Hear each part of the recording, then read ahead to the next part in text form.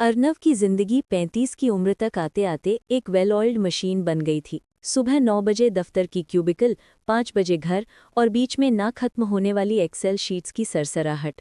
वो एक बड़ी आईटी कंपनी में सीनियर मैनेजर था, लेकिन उसकी आंखों में अब चमक नहीं बल्कि बोरियत का एक स्थायी पर्दा था। उसकी शादी को 8 साल हो चुके थे।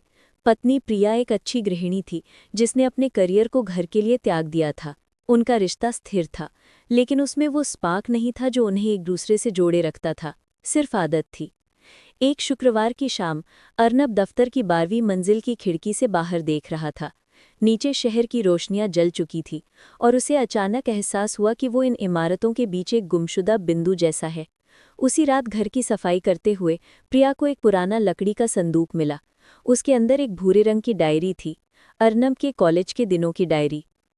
प्रिया ने हिचकिचाते हुए डायरी खोली।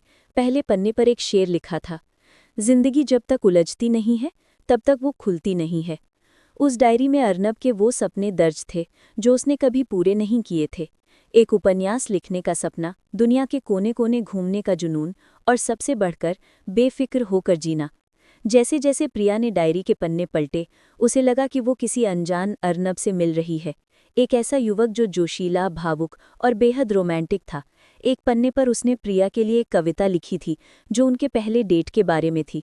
कविता इतनी गहरी और दिल को छू लेने वाली थी कि प्रिया की आंखों में आंसू आ गए।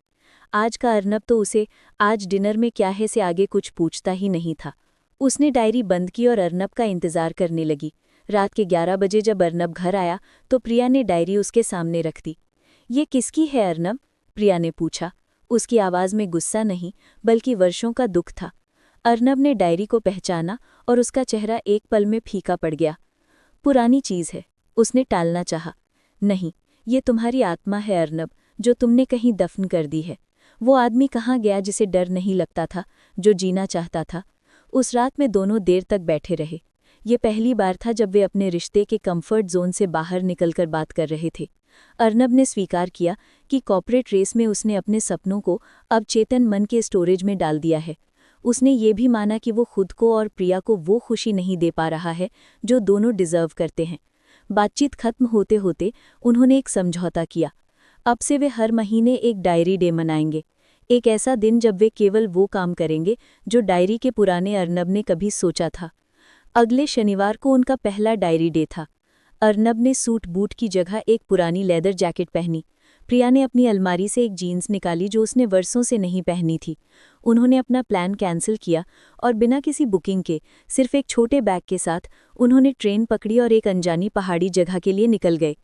ट्रेन में उन्होंने पहली बार एक दूसरे के हाथ पकड़े और दफ्तर या घर की जिम्मेदारियों के बजाय उन्होंने अपने भविष्य के उन साहसिक सपनों पर बात की जिन्हें वो साथ मिलकर पूरा करना चाहते थे। पहाड़ों पर रात के खाने के बाद वे एक लकड़ी की बेंच पर बैठे थे। आकाश तारों से भरा था।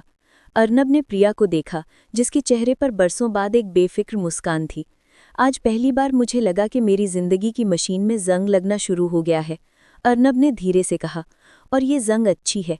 इसने मुझे एहसास कराया कि मैं मशीन नहीं बल्कि इंसान हूँ। प्रिया ने अपना सिर अर्नब के कंधे पर टिका दिया। हम अब भी वही हैं अर्नब, प्रिया ने कहा। बस हमें एक दूसरे को याद दिलाना था कि हम एक कहानी का हिस्सा हैं, किसी हिसाब किताब का नहीं। उस रात उन्हें अपने रिश्ते में वो स्पार्क फिर से मिला, पुराने सपनों, नई उम्मीदों और एक दूसरे की बेफिक्र हंसी का स्पार्क। दफ्तर की खिड़की से दिखने वाला शहर अब भी ग्रे था, लेकिन अब अर्नब के अंदर एक रंगीन उम्मीद जग चुकी थी कि जिंदगी की जटिलताओं के बावजूद उसे हर दिन एक नई कहानी लिखने का मौका मिलता है और उसकी सबसे अच्छी सह लेखिका हमेशा उसके पास है।